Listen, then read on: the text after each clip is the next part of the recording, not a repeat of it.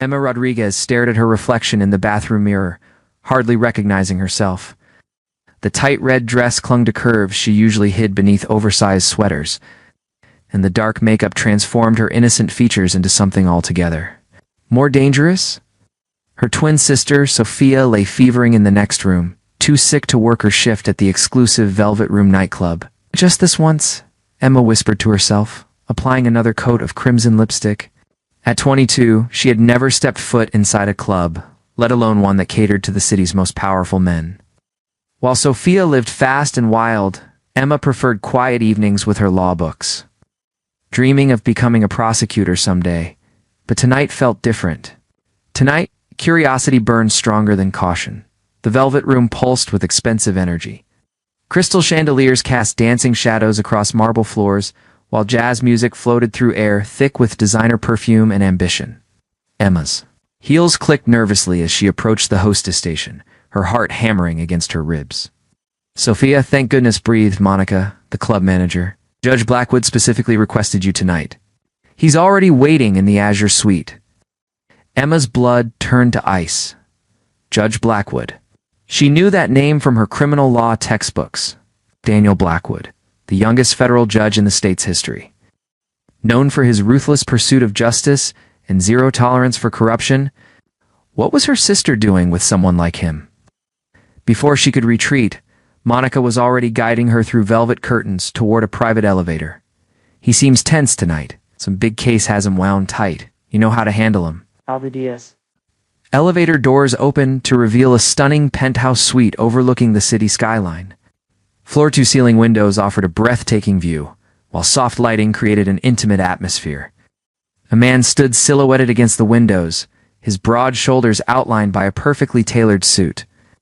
"You're late," came a deep voice. Without turning around, Emma's breath caught. Even from behind, Judge Daniel Blackwood commanded attention. His dark hair was slightly mussed, as if he'd been running his hands through it, and when he finally turned, piercing gray eyes met hers with an intensity that made her knees weak. He was devastatingly handsome in a way that seemed almost unfair. Sharp jawline, full lips, and those eyes that seemed to see straight through her carefully constructed facade. At 35, he carried himself with the confidence of a man accustomed to power, yet something vulnerable flickered beneath the surface. "I needed to clear my head," he continued, moving to pour himself a scotch from the crystal decanter. "The Peterson case is driving me insane. Evidence keeps disappearing, witnesses are changing their stories, and I can't shake the feeling someone's pulling strings behind the scenes." Emma found her voice trying to mimic her sister's sultry tone. "Sounds stressful." Daniel's eyes sharpened, studying her face with new interest. "You seem different tonight, quieter. Usually you're full of opinions about my cases." Panic fluttered in Emma's chest, but she managed a small smile. "Maybe I'm just tired." He moved closer, and she caught his scent expensive cologne mixed with something uniquely masculine that made her head spin. "Tired or troubled? There's something in your eyes I haven't seen before?" The way he looked at her as if she were a puzzle he desperately wanted to solve sent heat coursing through her veins. Emma had never experienced anything like this raw attraction, this magnetic pull toward a man she barely knew. "Tell me about the Peterson case," she said, settling onto the leather sofa and trying to steady her racing pulse. Daniel raised an eyebrow but joined her, leaving enough space to be respectful yet close enough that she could feel his body heat. For the next hour, he shared his frustrations about the high-profile corruption case. His passion for justice evident in every word, Emma found herself genuinely engaged. Offering insights from her legal studies without thinking, Daniel listened intently, his expression growing more intrigued by the minute. "You know," he said, leaning back and studying her, "you sound like you actually understand the law tonight." Where did that come from? Emma's heart stopped. She'd revealed too much, let her real personality shine through the carefully constructed mask. "I watch a lot of legal dramas," she said weakly. Daniel laughed, a rich sound that made her stomach flutter. "Legal dramas don't teach you about prosecutorial discretion and evidentiary standards." He was too close now, his gray eyes searching her face with laser focus. Emma could barely breathe as his hand reached up to tuck a strand of hair behind her ear, his fingers lingering against her cheek. "Who are you really?" he whispered. The question hung in the air between them, loaded with tension and possibility. Emma knew she should confess, should run before this charade went any further. But the way Daniel looked at her, as if she were the most fascinating woman he'd ever encountered, made her want to be brave for once in her life. I'm someone who believes in justice, she said softly. Someone who thinks the law should protect people, not just punish them. Something shifted. In Daniel's expression, a vulnerability she hadn't expected. I used to believe that too, before I learned how easily the system can be corrupted. His thumb traced along her jawline, and Emma's breath caught. The air between them crackled with electricity, every nerve ending in her body suddenly alive. She'd never felt desire like this. Never understood how physical attraction could be so overwhelming. You're beautiful, Daniel murmured, his voice rough with something that sounded like longing. But it's more than that. There's an innocence about you tonight that I find incredibly appealing. Emma's cheeks burned. If only he knew how innocent she truly was. Daniel, she whispered, surprised by her own boldness in using his first name. His eyes darkened at the sound of his name on her lips, and he leaned closer until she could feel his breath against her skin. Say it again. Daniel, she breathed, and then his mouth was on hers. The kiss was gentle at first, almost reverent, as if he were afraid she might shatter. But when Emma responded, her lips parting beneath his, Daniel deepened the kiss with a hunger that made her whole body come alive. Emma had been kissed before, brief pecks from college boys that left her feeling nothing. This was different. Was fire and want and a desperate need she'd never experienced? Her hands fisted in Daniel's shirt, pulling him closer as he explored her mouth with a thoroughness that left her dizzy. When they finally broke apart, both were breathing hard. Daniel rested his forehead against hers, his eyes closed as if he were trying to regain control. This is complicated, he said, his voice strained. Why? Emma asked, though she already knew the answer. He was a federal judge. She was supposed to be an escort. And nothing about this situation was simple. Daniel's phone buzzed against the coffee table. Shattering the intimate moment, he glanced at the screen and his expression hardened. I have to take this. As he moved away to answer the call, Emma tried to process what had just happened. Her lips still tingled from his kiss, her body humming with unfamiliar sensations. She could hear Daniel's voice, tense and professional, dealing with some crisis related to his case. When he returned, his mask was back in place, the vulnerable man from moments before, hidden behind judicial authority. I'm sorry, but I need to cut tonight short. There's been a development in the Peterson case. Emma nodded, trying to hide her disappointment. As she gathered her purse, Daniel caught her hand. Will I see you again? The question seemed to surprise him as much as it did her. Do you want to? Emma asked, her heart in her throat. His gray eyes burned into hers. More than I should. Morning after Emma slipped into her apartment as dawn painted the sky pink, her mind reeling from the night's events. Sophia was sleeping peacefully, her fever finally broken, unaware that her sister had just turned both their worlds upside down. As Emma removed the red dress and washed off the makeup, she caught sight of herself in the mirror. Her lips were still swollen from Daniel's kisses, her eyes bright with a new awareness of her own desires. She looked like a woman who had been thoroughly kissed by a man who knew exactly what he was doing. The thought sent heat pooling low in her belly, and Emma pressed her hands to her flushed cheeks. What had she done? She deceived a federal judge, stolen her sister's identity, and fallen headfirst into a situation that could destroy them both. But even as fear crept in, Emma couldn't bring herself to regret it. For one night, she'd been brave. For one night, she'd been the kind of woman who could captivate a man like Daniel Blackwood. Her phone buzzed with a text from an unknown number. Thank you for last night. You reminded me why I became a judge. In the first place, sleep well. Beautiful. Emma's heart raced as she realized Daniel had somehow gotten her number. Or rather, Sophia's number.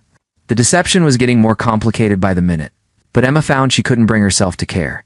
She was in trouble. Dangerous trouble. And she'd never felt more alive. The Web Titan's 3 days passed without word from Daniel, and Emma found herself checking her phone obsessively. She tried to focus on her criminal law studies, But every case involving corruption reminded her of his passionate words about the Peterson trial. Sophia had recovered from her illness and returned to work, none the wiser about Emma's adventure. But Emma caught her sister looking at her strangely sometimes, as if sensing some fundamental change. "You seem different lately," Sophia commented. "Over breakfast Thursday morning, more confident or something?" Emma buried her face in her coffee mug. "Just focused on school, ma'am." Sophia's knowing smile suggested she didn't buy it for a second. That afternoon, Emma was leaving her constitutional law seminar when she spotted a familiar figure across the campus quad. Daniel Blackwood stood near the law library, hands in his pockets. Watching her with those intense gray eyes, her heart stopped. What was he doing here? Their eyes met across the distance, and Emma felt that same electric pull from 3 nights ago. Daniel's expression was unreadable, but something in his posture suggested he'd been waiting for her. Emma's fellow students flowed around her like water as she stood frozen, unable to decide whether to approach him or run. The decision was made for her when Daniel began walking in her direction, his long stride eating up the distance between them.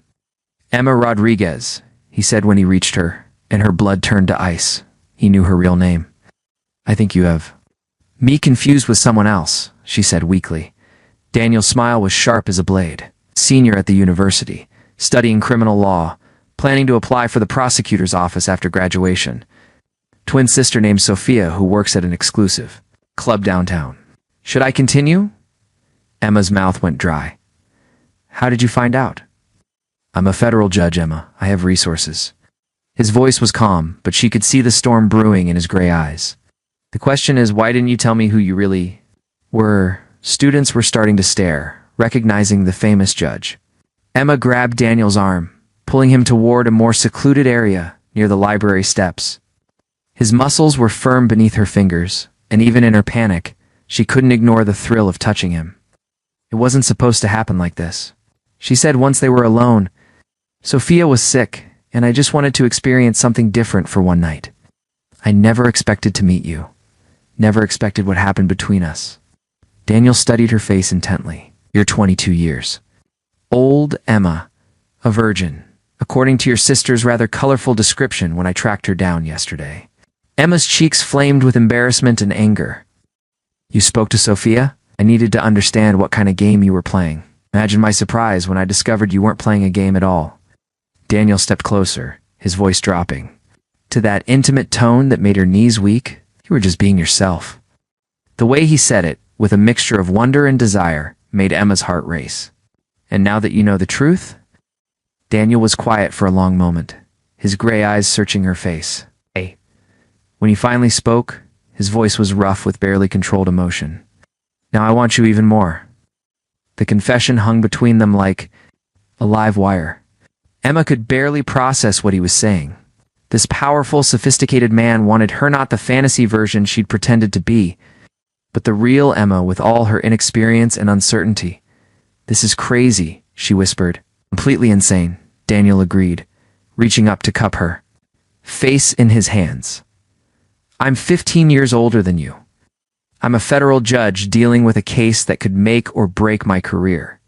Getting involved with you could destroy everything I've worked for. Then why are you here?" Daniel's thumb traced across her lower lip, and Emma's breath caught. "Because I can't stop thinking about you. Because that night at the club, when you looked at me like I was more than just my job, like I was a man worth knowing. I haven't felt that way in years." The vulnerability in his voice broke something open inside Emma's chest. This wasn't just about physical attraction anymore. This was about two people who had found something real in the middle of a complicated deception. "Happens now?" Emma asked. Daniel's smile was rueful. "No. We both make choices that could change everything." Before Emma could ask what he meant, Daniel's phone rang. His expression hardened as he glanced at the caller ID. "I have to take this," he said, but his eyes never left her face. "Meet me tonight at 1:00 at the Meridian Hotel, room 1247. If you don't come, I'll understand. But Emma, ... His voice grew rough. "I really hope you come." He answered his phone and walked away, leaving Emma standing alone on the library steps with her heart hammering against her ribs. The safe, predictable world she'd built for herself was crumbling, replaced by something dangerous and thrilling and absolutely terrifying. 8 o'clock. Room 1247, Emma closed her eyes and tried to imagine walking away, going back to her books and her quiet life. But all she could think about was the way Daniel had looked at her, as if she were something precious and rare. For the first time in her life, Emma Rodriguez was ready to take a real risk. The question was whether she'd survive it. Emma stood outside room 1247 for 10 minutes before finally raising her hand to knock. Her palms were sweating, and she'd changed clothes 3 times before settling on a simple black dress that made her feel both elegant and nervous. The hallway of the Meridian Hotel was empty except for the soft hum of expensive air conditioning and her own thundering heartbeat. The door opened before her knuckles could make contact. Daniel stood there in dark jeans and a white button-down shirt, looking younger and more approachable than she'd ever seen him. His gray eyes swept over her appreciatively before meeting her gaze. "You came," he said softly, stepping aside to let her enter. "I almost didn't," Emma admitted, walking into the luxurious suite. Chiseling windows offered a stunning view of the city lights, while soft jazz played from hidden speakers. Daniel closed the door and turned to face her, keeping a respectful distance. "What changed your mind?" Emma took a shaky breath. "You did? The way you looked at me today, like I mattered. Like what happened between us was real." "It was real," Daniel said, his voice rough with emotion. "More real than anything I've felt." In years, the air between them crackled with tension. Emma could see the desire in Daniel's eyes, but also restraint. He was letting her set the pace, giving her the power to decide how far this would go. "I've never done this before," Emma whispered. "Any of this. I don't know how to be sophisticated or experienced like the women you're probably used to." Daniel moved closer. Close enough that she could smell his cologne and feel the heat radiating from his body. "Emma, look at me." She raised her eyes to meet his, finding tenderness there along with the hunger. "I don't want sophisticated or experienced," Daniel said, reaching up to frame her face with his hands. "I want you, exactly as you are." When he kissed her this time, it was different from their first kiss at the club. This was slower, deeper, full of promise and possibility. Emma melted into him, her hands fisting in his shirt as he explored her mouth with a thoroughness that left her dizzy. Daniel's hands tangled in her hair, and Emma gasped as he trailed kisses down her throat. Every touch sent fire racing through her veins, awakening sensations she'd only read about in romance novels. "Are you sure about this?" Daniel murmured against her neck, his voice strained with the effort of holding back. Emma pulled back to look at him, seeing the internal battle playing out in his expression. He wanted her desperately, but he was giving her every opportunity to retreat. "I'm terrified," she admitted, "but I've never been more sure of anything in my life." Something shifted in Daniel's expression, and he swept her up in his arms, carrying her toward the bedroom with a confidence that made her pulse race. The king-size bed was turned down invitingly, rose petals scattered across pristine white sheets. "You planned this," Emma said, surprised by the romantic gesture. Daniel set her down gently, his hands resting on her waist. "I hoped. But Emma, we can stop any time you want. Just say the word." Instead of answering with words, Emma reached for the buttons of his shirt, her fingers trembling slightly as she worked them free. Daniel's breath caught, his hands covering hers to still their movement. "Let me," he said softly, and Emma nodded. What followed was a slow, reverent exploration that left Emma breathless with wonder. Daniel worshipped her body with his hands and mouth, taking his time to learn every curve and sensitive spot. He was patient and gentle, constantly checking to make sure she was comfortable, that she wanted more. When Emma finally gave herself to him completely, it was with a trust so absolute it took her breath away. Daniel held her close as they moved, together, whispering endearments against her ear, making her feel cherished and desired in ways she'd never imagined possible. Afterward, they lay tangled in the sheets, Emma's head on Daniel's chest as he traced lazy patterns on her bare shoulder. The city lights twinkled beyond the windows, but Emma felt like they were the only two people in the world.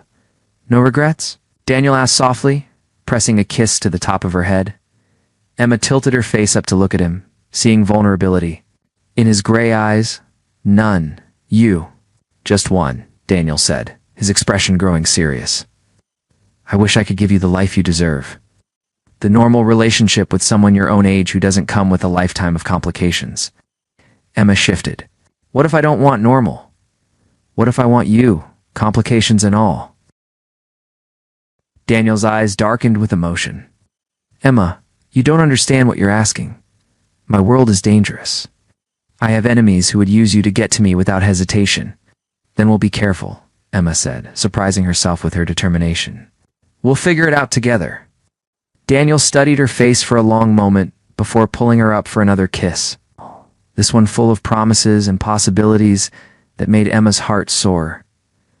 Shadows and threats the next few weeks passed in a blur of stolen moments and secret meetings. Daniel would pick Emma up after her classes, taking her to quiet restaurants outside the city or his private estate in the hills. They talked for hours about everything and nothing, discovering a connection that went far beyond physical attraction. Emma learned that beneath his judicial robes, Daniel was a man haunted by the cases he couldn't solve and the corruption he couldn't always prove. She told him about her dreams of becoming a prosecutor, her desire to make a real difference in the world. You remind me why I became a judge, Daniel said, one evening as they walked through his garden, fingers intertwined. I'd forgotten that. The law could be about justice instead of just politics. But their bubble of happiness couldn't last forever.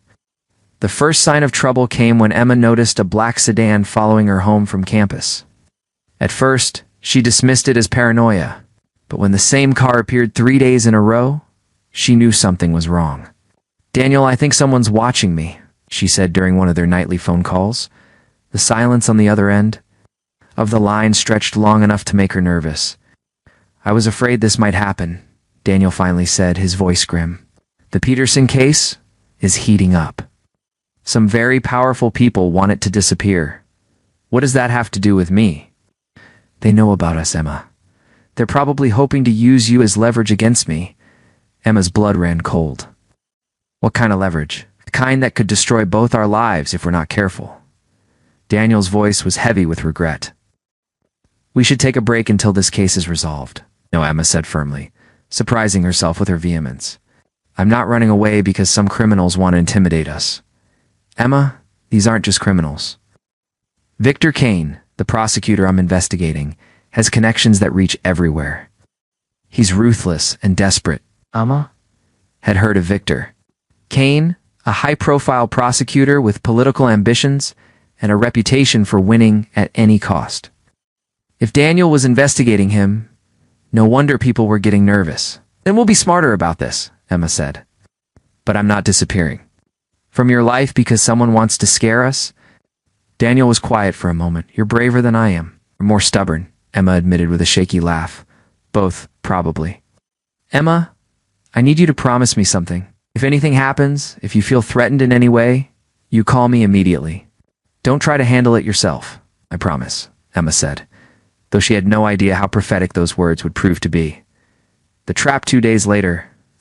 Emma was leaving her afternoon seminar when a well-dressed woman approached her in the parking garage. She was elegant and professional looking, with platinum blonde hair and cold blue eyes. Emma Rodriguez. I'm Rachel Sterling from the district attorney's office. I'd like to speak with you about Judge Blackwood. Emma's instincts screamed danger, but curiosity won out. What about him? Rachel smiled, but it didn't reach her eyes. Perhaps we could talk somewhere more private. There's a coffee shop across the street. Against her better judgment, Emma followed Rachel to the small cafe. They settled into a corner booth and Rachel ordered them both coffee before getting down to business.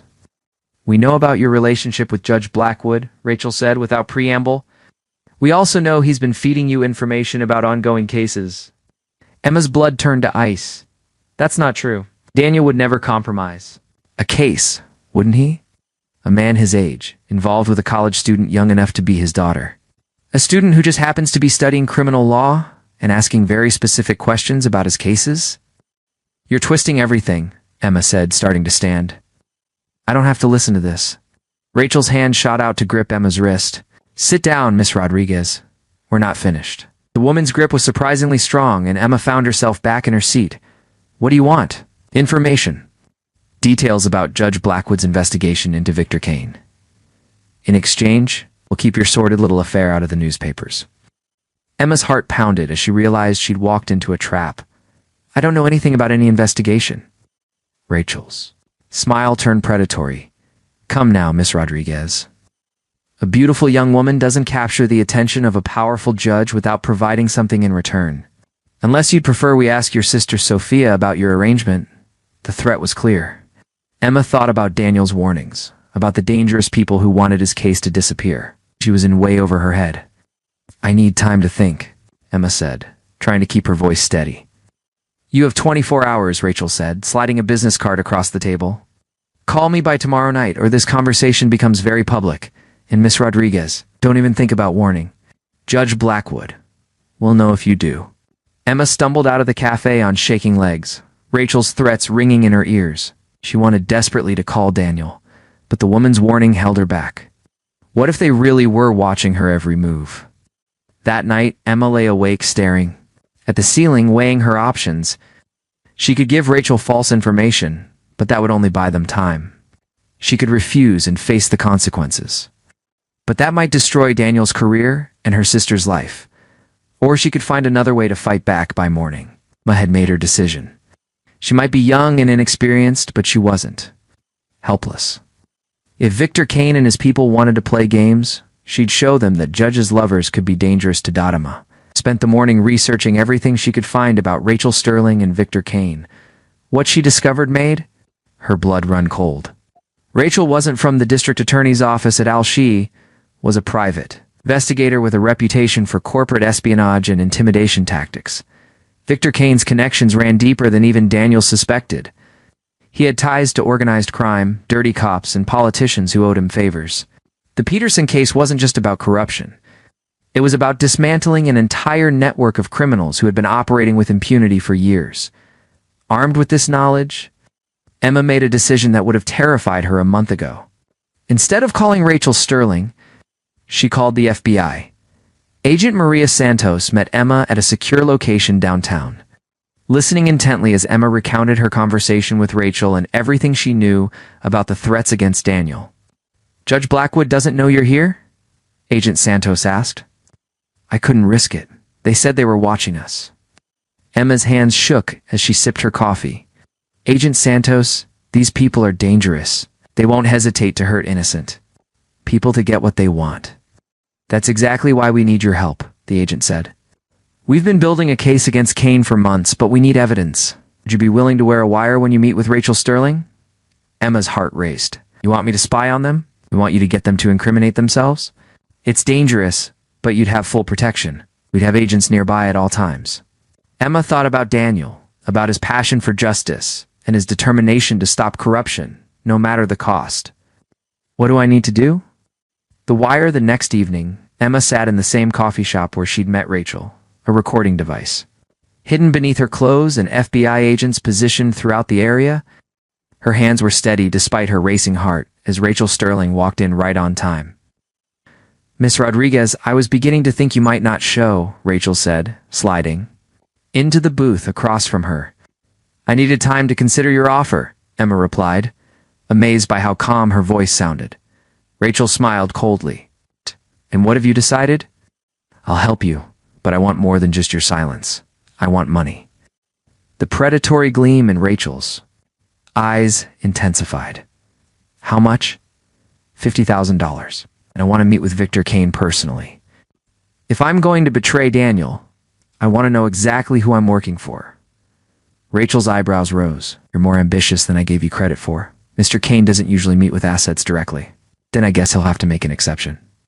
I'm not giving you anything until I know this arrangement is legitimate. After a tense moment, Rachel nodded. I'll make the call.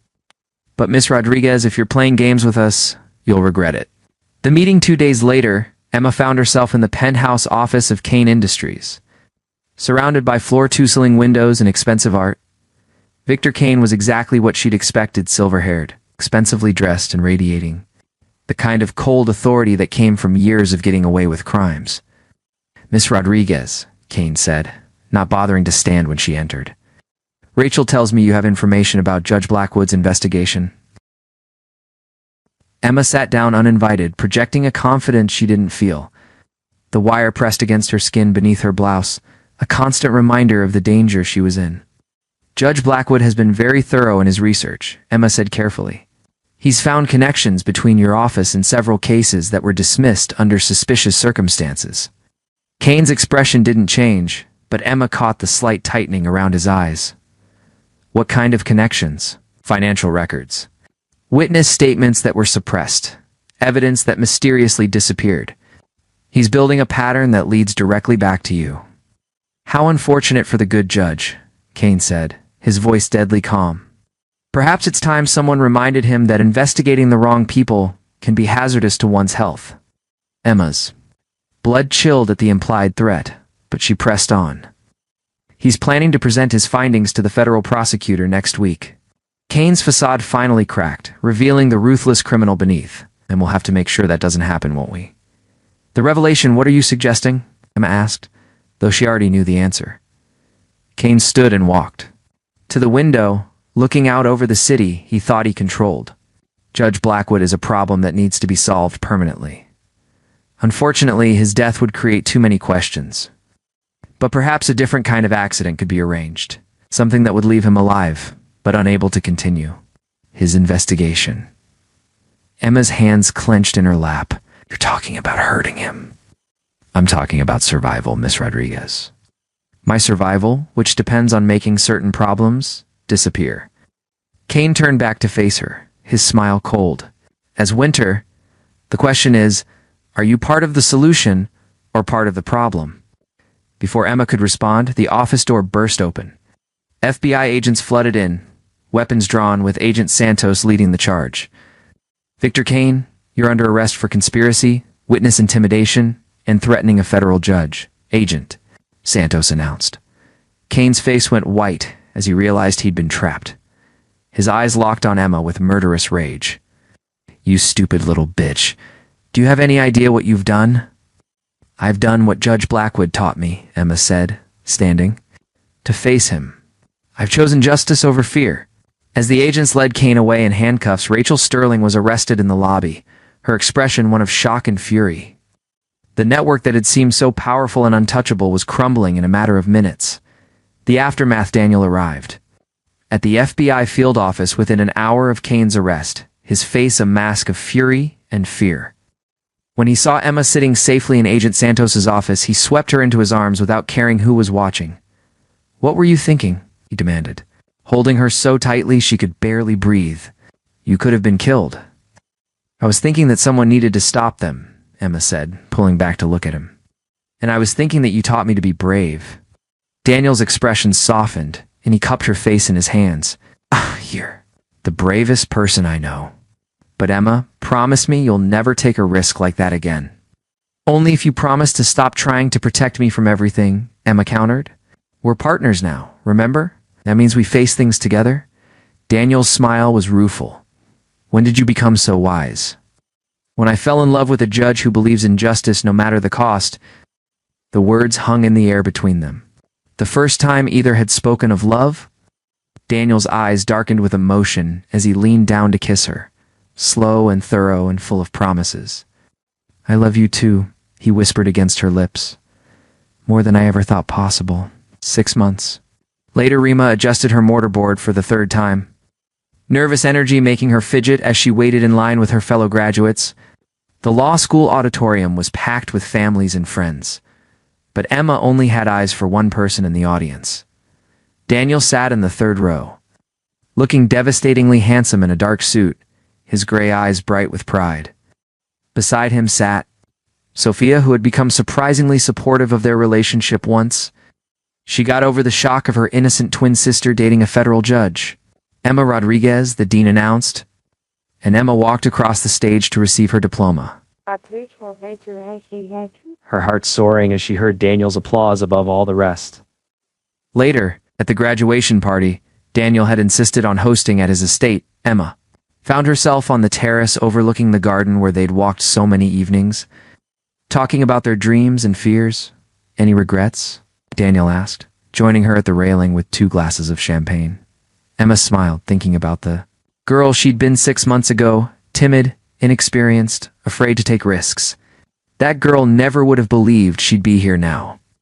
Engaged to a man she loved desperately, about to start her career as a prosecutor.